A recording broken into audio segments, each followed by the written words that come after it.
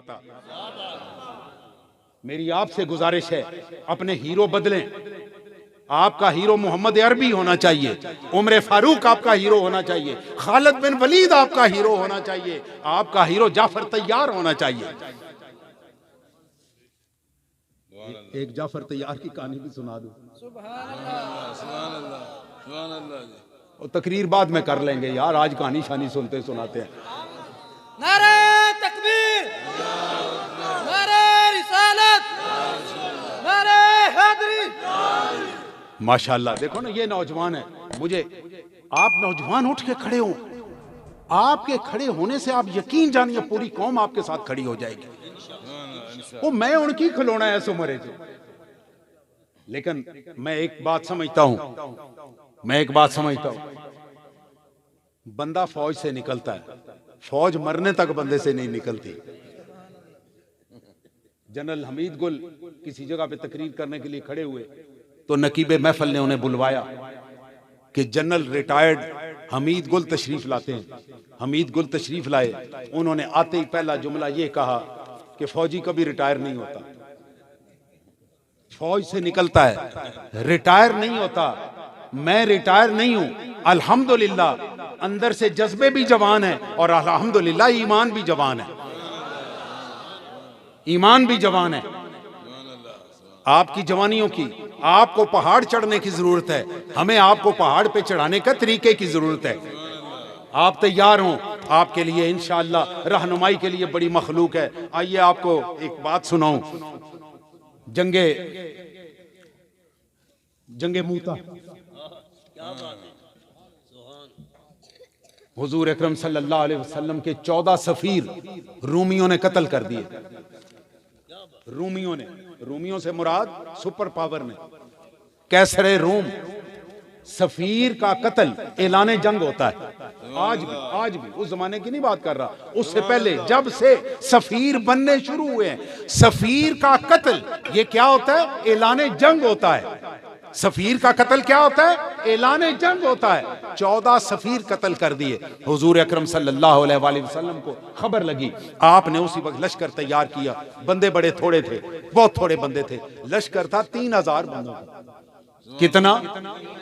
जोर से कहें। ये वो दिन थे। अगर आप मुझे 1 मिनट के लिए दुरूद पाक पढ़े, मैं एक चीज इसमें से तलाश कर लूं, अब मिल जाए तो मैं आपको सुनाऊं, आपको पेश करूं। जरा ऊंची आवाज से पढ़ें।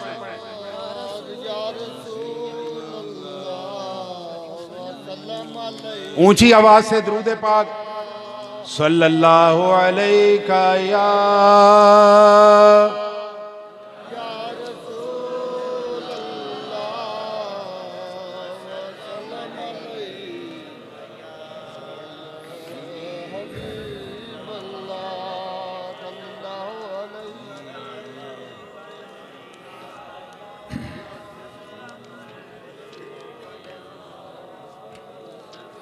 चलें, ये बाद में ढूंढेंगे। आए आपको बात सुनाऊं। 3000 का लश्कर और मुकाबले में वक्त की सुपर पावर। ये वो मौका था जब हजरत अबू बकर सिद्दीक सारा सामान उठा के ले आए थे। ये वो जंग थी। आपने ये 8 हिजरी की बात है। 8 हिजरी में आप उस वक्त 3000 का लश्कर भेजा। जरा ध्यान से बात सुनिए, मोजज़े भी साथ होते जा रहे हैं और साथ साथ प्लानिंग भी होती जा रही है। हुजूर अकरम सल्लल्लाहु अलैहि वसल्लम ने झंडा दिया हजरत जैद को और फरमाया कि अगर जैद शहीद हो जाए तो ये झंडा ले ले जाफर बिन अबी तालिब, सैयदना अली उल मुर्तजा करमल्लाहु ताला वजहुल करीम के भाई हजरत जाफर, वो झंडा ले लें। अगर ये भी शहीद हो जाएं तो अब्दुल्ला बिन रवाहा ये झंडा ले लें। अगर वो भी शहीद हो जाएं तो फिर मुसलमान आपस में से जिसको चाहें उसको अपना सिपा सालार बना लें। ये फरमाया। अब वहां पे एक यहूदी सुन रहा था ये बात, एक यहूदी सुन रहा था। अब यहूदी ने जाके अपने घर में बात की कि मैं वहां पे मोहम्मद अरबी की बात सुन के आया हूं। वो ये कह रहे थे कि जैद शहीद हो जाए तो इसके बाद अब जाफर तैयार, जाफर झंडा ले लें। अगर जाफर शहीद हो जाए तो अब्दुल्ला बिन रवाहा झंडा ले लें। मैं बनी इसराइल के नबियों की तारीख पढ़ी है, नबी की जुबान से निकली हुई बात पत्थर पे लकीर होती है। आज इसने ये तरतीब बताई है, अगर ये तीनों इसी तरतीब से शहीद हो गए तो मैं मान जाऊंगा कि ये बंदा अल्लाह का नबी है। साथ साथ मौजज़े चल रहे हैं। आपने इधर से लश्कर भेजा, लश्कर कितना है, कितने बंदे हैं, और मुकाबले में कितना बंदा है, जरा सुने कितने बंदे। जो तारीख में लिखे हुए हैं वो कम अज कम बंदे 80,000 लिखे हुए, कम अज कम 80,000, और जो ज्यादा से ज्यादा लिखे हुए वो 2 लाख लिखे हुए, लेकिन मैं 80,000 समझ लेता हूं। 80,000 और 3,000 का कोई मुकाबला है? वैसे मैं फौजी होने की हैसियत से कई दफा सोचता हूं कि लड़ने की जरूरत ही कोई नहीं थी। एक 3,000 में से एक बंदा 27 बंदों के हिस्से आता है।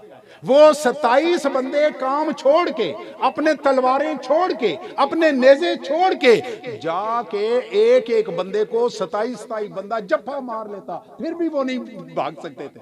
क्या भाग सकते थे? हुआ क्या, जरा सुनिए कहानी। वहां पहुंचे, पहला दिन हुआ, लड़ाई शुरू हुई। एक साइड पे 80,000 बंदा है, मुकाबले में 3,000 आदमी है। अब मुकाबला शुरू हुआ। मुकाबला कौन सा था? मतलब 3,000 और 80,000 का कोई मुकाबला तो नहीं था ना। मुकाबला शुरू हुआ, हजरत जैद शहीद हो गए, झंडा हजरत जाफर तैयार ने ले लिया। जाफर ये दूसरा दिन है जंग का।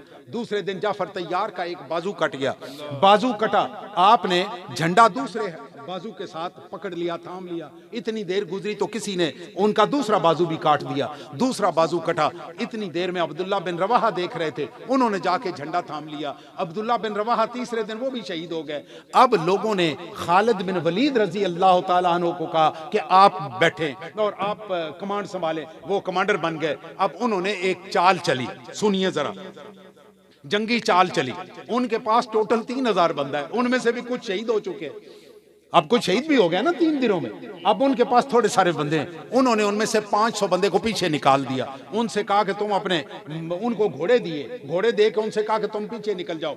हर आधे घंटे बाद 100 आदमी घोड़ों पे बैठा हुआ, जरा जमीन पे मट्टी उड़ाता हुआ पीछे से आएगा, फिर ये पीछे चले जाएंगे, अगला 100 आ जाएगा, फिर वो पीछे चले जाएंगे, ताकि शाम तक अगले लोगों को ये पता चले इनको पीछे से और फौज मिल गई है, इन्हें और फौज मिल गई है।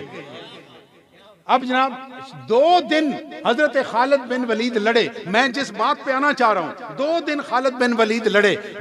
शिकस्त उस तरह से नहीं हुई, लेकिन जो बदला लेना था उनसे वो बदला लिया। और पीछे हुजूर अकरम सल्लल्लाहु अलैहि वसल्लम को इतला दी कि या रसूलुल्लाह, रूमी वो यहां से वापस चले गए हैं। आप बड़े खुश हुए। जरा यहां पे एक छोटी सारी कहानी सुनिए।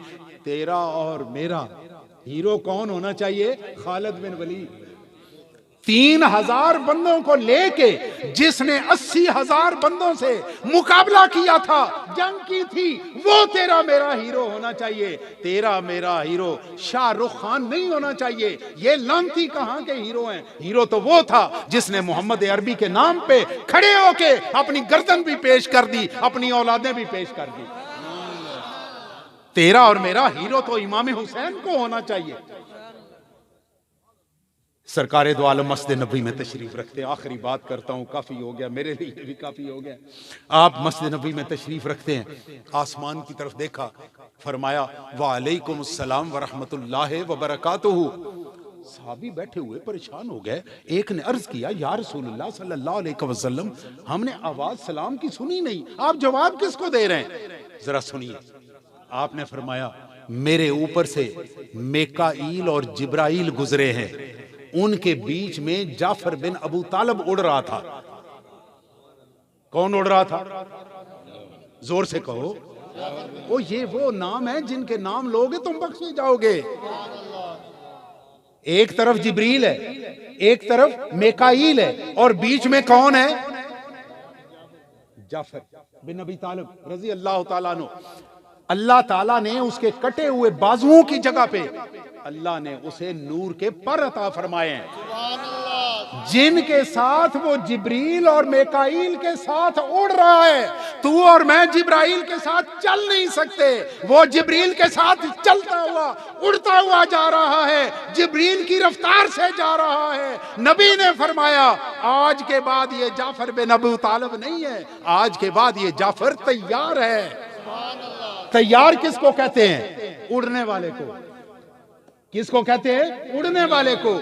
जाफर का नाम 1400 साल से जाफर तैयार है। आप जाफर कहें तो किसी को समझ नहीं आती, जाफर तैयार कहेंगे तो पता चलेगा। मेरे प्यारे बच्चों, ये हमारी कौन थे?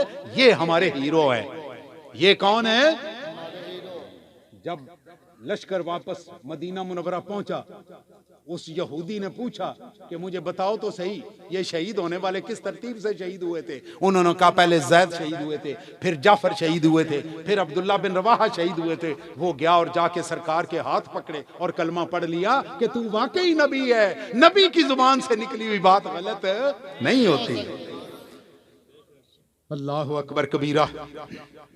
मेरे प्यारे दोस्तों, इस उम्र में आप जवानों को देख के मेरी भी जवानी कूद पई।